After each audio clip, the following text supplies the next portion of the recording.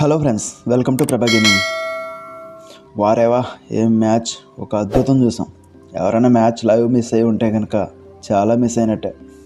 అంత అద్భుతంగా జరిగింది. మ్యాచ్లో ముందుగా టాస్ గెలిచి బౌలింగ్ తీసుకున్న ఇంగ్లాండ్ టీం మన స్టార్ట్ చూస్తే అంత మంచిగా రాలేదు.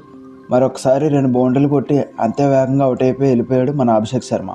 ఈ టోర్నమెంట్లో మాత్రం తను విఫలమయ్యాడు. మరొకసారి ఆఫ్ స్పిన్నర్ బౌలింగ్లో అవుట్ అయ్యాడు.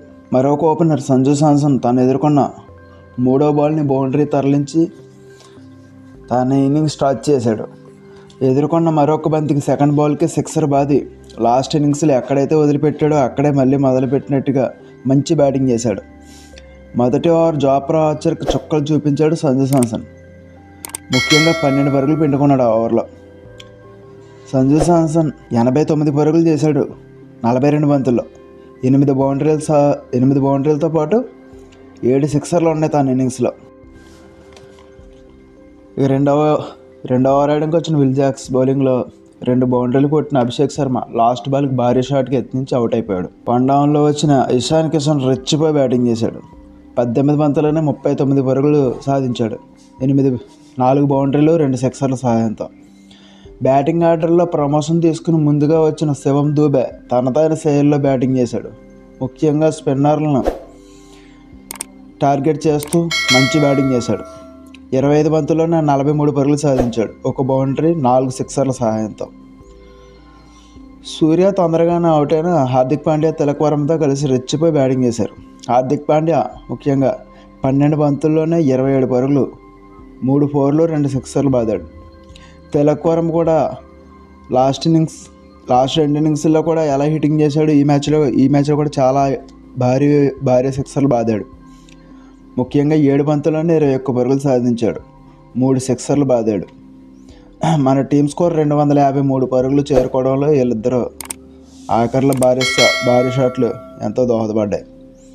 ముఖ్యంగా 7 వికెట్ల నష్టానికి 253 పరుగులు 20 ఓవర్లో చేశారు మన టీం.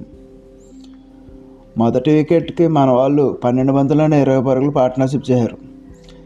ఇషాన్ కిషన్తో కలిసి సంజు శాంసన్ 2 వికెట్కి 97 పరుగులు 45 బంతుల్లో సాధించారు.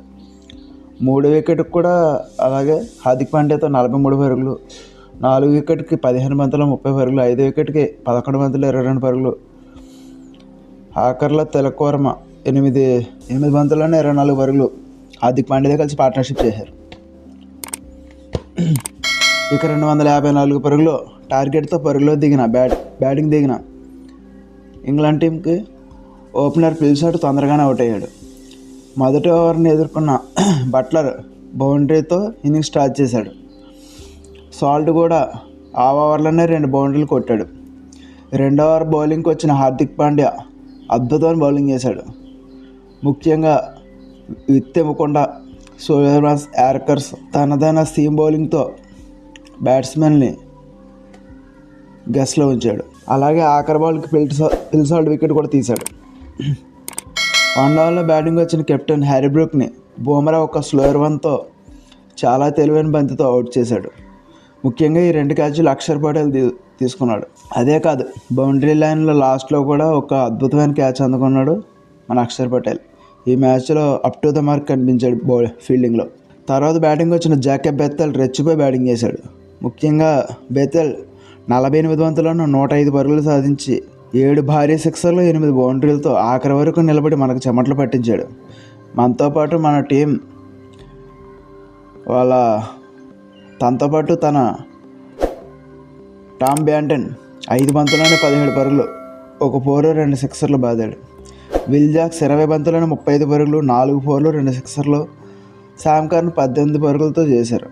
ఆఖరిలో ఆర్చర్ కూడా 4 బంతుల్లోనే 19 పరుగులు సాధించాడు. 3 భారీ సిక్సర్లు బాది 246 పరుగులు, 7 వికెట్ల నష్టాన్ని సాధించారు. మన టీం స్కోర్ 253 పరుగులు చేసినప్పటికీ 7 పరుగులు మాత్రమే మనం విజయం సాధించామంటే ఇంగ్లాండ్ ఎంతలా పోరాడిందో మనం అర్థం చేసుకోవచ్చు. మన బౌలింగ్లో బుమ్రా పొదుపుగా బౌలింగ్ చేసి 1 వికెట్ సాధించాడు. హార్దిక్ పాండ్యాకి 2, హర్షదీప్కి 1, వరుణ్ చక్రవర్తికి 1, అక్షర్ పటేల్కి 1 వికెట్లు వచ్చాయి. ఈ మ్యాచ్లో వరుణ్ చక్రవర్తిని ఏకంగా 64 పరుగులు బాదారు England batsmen. Man of the మ్యాచ్గా సంజు శాంసన్ నిలిచాడు. ఇక ఫైనల్ ఆదివారం 8వ తారీఖున అహ్మదాబాద్ వేదికగా న్యూజిలాండ్తో మన టీం తలపడబోతుంది. మరొకసారి మన టీం కప్పు సాధించాలని కోరుకుంటున్నాం. ఈ వీడియోకి లైక్ చేయండి, ఛానల్ సబ్స్క్రైబ్ చేసుకోండి. Bye friends.